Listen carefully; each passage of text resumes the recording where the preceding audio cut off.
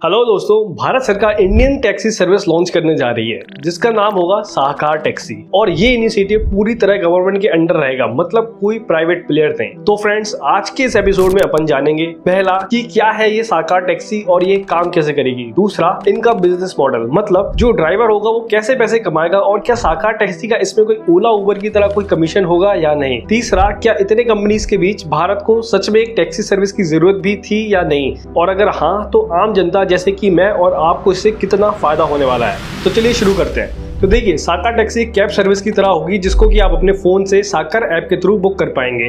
पर सवाल ये है कि ओला उबर जैसे दो बड़े प्राइवेट प्लेयर होने के बावजूद भी गवर्नमेंट को इस इनिशिएटिव लेने की क्या जरूरत पड़ी। तो देखिए, इसका जवाब है ड्राइवर और ये कंपनीज। अब हुआ क्या कि कंपनीज कंपटीशन की वजह से अपने ऐप में राइड की प्राइस कम से कम रखते हैं कि यूजर उनके ऐप से बुक करे, और इसी कम प्राइस को रिकवर करने के लिए कंपनीज ड्राइवर से ज्यादा कमीशन चार्ज करते हैं, और यही कमीशन कई बार 40% तक हो जाता है, जिसकी वजह से ड्राइवर के पास लास्ट में कुछ बचता ही नहीं है। फॉर एग्जाम्पल, मान लीजिए आपने ए लोकेशन से बी लोकेशन जाने के लिए अपनी कैब बुक की है जिसकी प्राइस 1000 रुपए है। अब इस 1000 रुपए में से 40% कंपनी का कमीशन होता है, तो बचे 600 में से ड्राइवर को उसके पेट्रोल, गैस, टोल, गाड़ी का मेंटेनेंस, खाने पीने जैसे सभी खर्चे निकालने पड़ते हैं, और आखिर में कुछ बचाना भी पड़ता है अपनी फैमिली के लिए, जो कि कंपनी के हैवी कमीशन की वजह से बड़ा मुश्किल है। और इसी पैसे को बचाने के लिए ड्राइवर देश के अलग अलग हिस्सों में कई बार प्रोटेस्ट करते नजर आए हैं। जैसे कि कर्नाटका, बेंगलोर में ड्राइवर प्रोटेस्ट करते हैं और डिमांड रखते हैं कि कंपनीज को कम कमीशन के साथ फेयर को बढ़ा देना चाहिए। दिल्ली में बढ़ते सीएनजी की रेट की वजह से ड्राइवर को प्रोटेस्ट देखने को मिला, और उनकी भी यही डिमांड थी कि सीएनजी और पेट्रोल की प्राइस बढ़ रही है लेकिन कंपनी अपने ऐप में राइड की प्राइस क्यों नहीं बढ़ा रही है। और हैदराबाद में तो नो एसी जैसे कैंपेन्स के साथ ड्राइवर प्रोटेस्ट करते नजर आए। तो इन्हीं सारी समस्याओं को सॉल्व करने के लिए सरकार साकार टैक्सी को देश में बहुत ही जल्दी लॉन्च करने जा रही है। पर सवाल ये है कि ये सर्विस बाकी कंपनीज जैसे कि ओला, उबर, रैपिडो और भी कई सारे इनसे कैसे अलग है। तो देखिए, सबसे पहले तो ये कि इसको सेंट्रल गवर्नमेंट से बैकिंग मिलेगी, मतलब सरकार इसमें कोई भी ओला उबर की तरह कमीशन नहीं लेगी। ये कंपनी जीरो कमीशन मॉडल पर काम करेगी, मतलब जो भी 30 से 40% पैसा अभी तक ड्राइवर कमीशन के नाम पर इन कंपनीज को देते हुए आ रहे थे, वो साकार में उनको नहीं देना होगा। राइड का सारा पैसा ड्राइवर के पास आएगा, जिससे कि ड्राइवर की अर्निंग ज्यादा से ज्यादा हो पाएगी। इससे होगा क्या कि जो फेयर्स के रेट है वो कम होंगे और आम जनता का ट्रैवल थोड़ा और अफोर्डेबल होगा। और सरकार का ये भी प्लान है कि जो रेट्स होंगी इसमें भी ट्रांसपेरेंसी लाई जाएगी, क्योंकि जैसे कि अपन ने रिसेंट इवेंट्स में देखा कि ओला उबर पर कई एलिगेशंस लगाए गए हैं कि ये एंड्रॉइड और iOS में डिफरेंट रेट चार्ज करते हैं सेम डिस्टेंस के लिए। और इसी वजह से CCPA, जो कि सेंट्रल कंज्यूमर प्रोटेक्शन अथॉरिटी है, वो इन कंपनीज को नोटिस भी दे चुकी है, जिसके रिस्पॉन्स में ये सारी कंपनीज कहती हैं कि ये एलिगेशंस गलत है, हम ऐसा कुछ भी नहीं करते हैं। पर सच्चाई तो हम आपको पता है कि क्या है। साकार टैक्सी में आपको कोई भी डायनेमिक प्राइसिंग देखने को नहीं मिलेगी, जैसे कि ये कंपनीज पीक आवर्स के टाइम करती हैं और एक्स्ट्रा सरचार्ज लगाती हैं। और जिनको डायनेमिक प्राइसिंग का नहीं मालूम तो मैं बता दूं, ये एक प्राइसिंग का तरीका होता है जिसमें डिमांड के हिसाब से प्राइस को कम या ज्यादा किया जाता है। फॉर एग्जाम्पल, दिल्ली एयरपोर्ट से न्यू दिल्ली रेलवे स्टेशन जाने के नॉर्मली 500 रुपए लगते हैं, लेकिन पीक आवर्स में डिमांड ज्यादा होने पर ये कंपनीज कैब की रेट बढ़ा देते हैं। इसलिए नहीं कि सप्लाई को मेंटेन किया जाए, ना, इसलिए कि कस्टमर से हाई डिमांड के नाम पर ज्यादा से ज्यादा पैसे लिए जाएं और प्रॉफिट को मैक्सिमाइज किया जाए। साकार टैक्सी के साथ सरकार का ये भी प्लान है कि इसको टियर 1, टियर 2 सिटीज जैसे कि दिल्ली, मुंबई, बेंगलोर, पुणे के साथ साथ टियर 3 और टियर 4 सिटीज जैसे कि झांसी, ग्वालियर में भी लॉन्च किया जाएगा।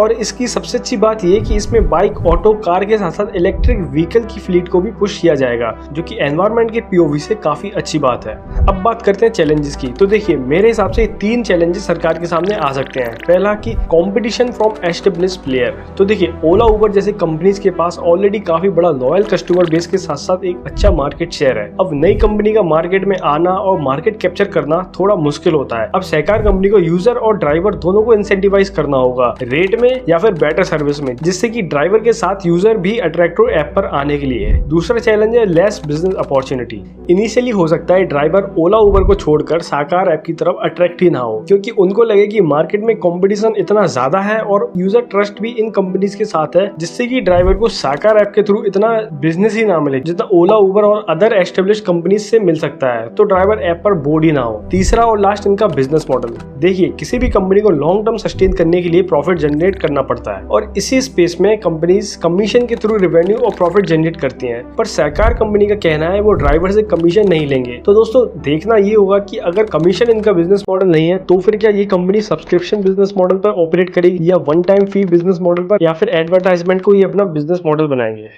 तो दोस्तों, इस एपिसोड में इतना ही। लास्ट में इतना ही कहूंगा, बी पोलाइट टू एवरीवन। ये देश हमारा है। जय हिंद।